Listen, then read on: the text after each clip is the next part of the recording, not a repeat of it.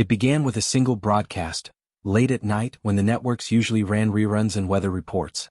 The news anchor's voice trembled slightly as she read the breaking headline: Former President Donald Trump warns of possible U.S. military action in Nigeria. No one expected what came next. In homes across America, viewers sat up as footage showed Trump outside Mar-a-Lago, flanked by advisors, saying words that would ignite fear far beyond politics. He spoke of killing of Christians, of ungodly silence, and how he had instructed the Pentagon to prepare. But it wasn't the words themselves that shook the nation, it was what came after.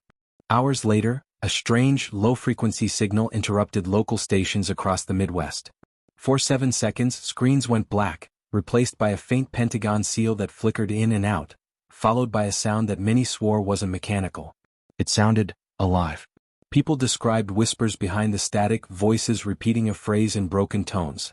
Something like, "He's not supposed to wake yet." At first, everyone thought it was a hack, some kind of political prank.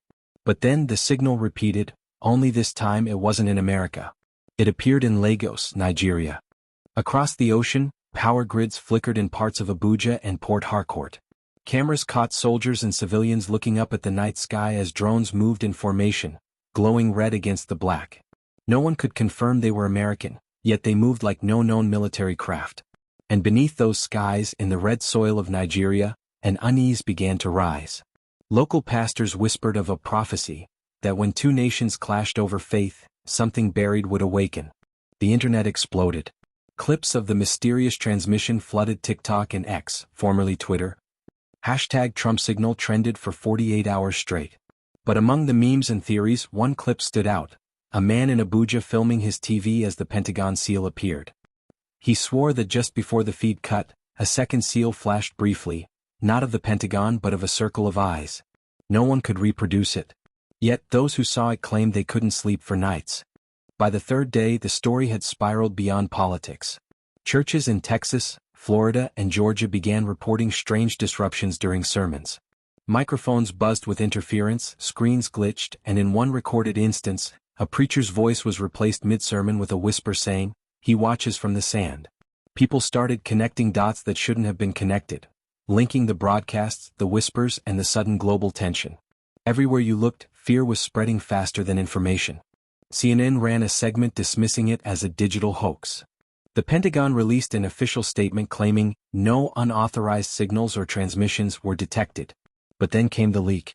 An email surfaced on the dark web, allegedly between U.S. intelligence officers, warning of a cognitive weapon buried during Cold War research, somewhere in northern Africa. The file name was Project Lamentation. Most dismissed it as fake, until one of the listed officers was found dead the next morning. His death was ruled an accident, a car crash off a Maryland highway. But witnesses said his car's engine had been idling for hours before it suddenly burst into flames. Nearby dashcams captured something even stranger: an unmarked black SUV parked across the street. When the explosion occurred, the SUV's lights blinked once, and it vanished from the footage. Analysts claimed video corruption. But those who saw it firsthand swore otherwise. Meanwhile, in Nigeria, people were disappearing. Villages near Jos and Kaduna reported entire families missing. Doors left open, lights still on, food still warm. In each abandoned home, investigators found one thing written in ash on the wall: "Do not pray tonight." When asked, locals said an American man had been seen in the area days earlier, pale, wearing a military jacket with no insignia. They said he spoke in riddles, and one witness swore he called himself the Courier. Back in the States, Trump's words were being replayed across every platform. But careful listeners noticed something chilling. At the 42-second mark of his speech, when he said, "The killing of Christians must stop," there was a faint echo in the background. When slowed down, it wasn't his voice. It was another voice whispering the same sentence, milliseconds behind.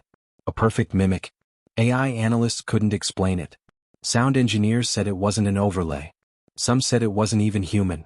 By the end of that week, a chilling phrase had spread through online forums and secret chat rooms. The Pentagon's signal wasn't a threat, it was a call. No one knew what that meant.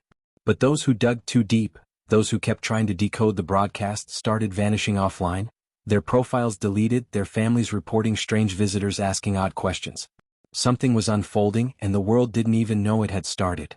The last recorded footage from that week was a live stream from a journalist in Abuja. Behind her, sirens wailed, and the night sky pulsed with red light. Then for 2 seconds her feed froze, and in the static, a shape appeared. A man's silhouette facing the camera. Then a voice, deep and hollow, spoke. America has opened the gate. The official White House statement went out at dawn. It was meant to calm the panic. Instead, it deepened it. The United States will act to protect Christian lives abroad, it said. But what most people didn't see was the classified addendum attached to the message, a directive labeled Operation Morning Veil. Only a handful of people in the Pentagon saw the real version. It wasn't about military intervention. It was about containment. At 10:04 a.m., a military satellite over Nigeria began streaming footage of something that didn't exist before sunrise, a perfect circle in the ground, 100 miles wide, with soil blackened and trees bending inward. The engineers thought it was a glitch until the feed started distorting like static, and a woman's voice whispered through the data stream. It was never a country. It was a promise. The tech team pulled the plug. The room went silent. Every man and woman inside swore they felt someone breathing behind them. That same day, journalists flooded Abuja, chasing rumors that the U.S. Marines were already on Nigerian soil. But something was wrong with their cameras.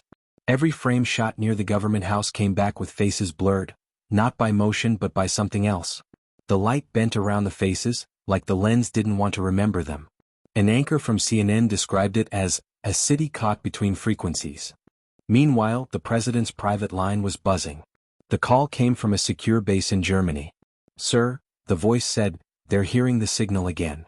Who's hearing it? Everyone. The line went dead. Seconds later, the power in the Oval Office flickered, and the presidential seal on the carpet began to smolder, a faint circle of heat right where he stood. In Lagos, survivors from the previous night's protests were reporting dreams that felt like memories, visions of burning churches, soldiers speaking in reversed words, and a woman standing at the center of the black circle, humming something that made their bones ache. Some said she was dressed in white. Others swore her dress was made of flags. A local pastor called her the Choir of One. Deep under the Pentagon, in a bunker designed for non-terrestrial emergencies, linguist Dr. Samuel Reese's files were reopened. The whispers from Angela's recording, the one saying "the gate remembers," had been played in reverse. When decoded, it formed a sentence. "If faith is a weapon, you've fired it too long." The sound frequency was traced not to Nigeria, but to radio towers across the U.S., towers that had been shut down for years. Someone, or something, was using America's own signals. At the National Cathedral in Washington, a midnight service was held, an emergency prayer for peace. Halfway through, the choir stopped singing. The organ played by itself. The candles went out, one by one, until only the cross at the front glowed faintly red. A priest screamed, "It's not the blood of Christ," before the live stream cut off. The next day, the clip was taken down from every platform. But mirrors of the video spread everywhere, renamed by viewers as the Hidden Choir. Panic began to fracture online spaces. Conspiracy pages claimed that Terenza wasn't a code but a spiritual dimension, a mirror of the living world that opened when mass belief reached a breaking point. The more people prayed, the louder it got. The whispers grew clearer across recordings like shortwave radio ghosts. "You built walls around God," they said. "We came to tear them down." Inside Nigeria, American soldiers stationed near the supposed killings reported losing entire units in minutes, not to gunfire but to absence. One commander described it in his final log. "We blinked and they were gone. No blood, no noise, just uniforms lying flat like the men stepped out of them." A civilian drone later captured footage of something moving beneath the soil where they vanished, slow, rhythmic, and bright. By now, Washington was silent. The president was no longer seen on camera. Pentagon feeds showed the map of Africa glowing faintly, pulsing with invisible frequency bands labeled unclassified. At 11:11 p.m., every digital clock across both nations froze for 60 seconds. When time resumed, every device played the same message in a woman's voice. "We were never gods. We were what you believed." In the aftermath, all channels went black. But in that blackness, just before total static, a faint silhouette appeared. A soldier standing at attention, saluting in unseen light. His voice trembled through the static. "The gate, it's in the sky now." Then silence. And the hum returned. Louder. Everywhere.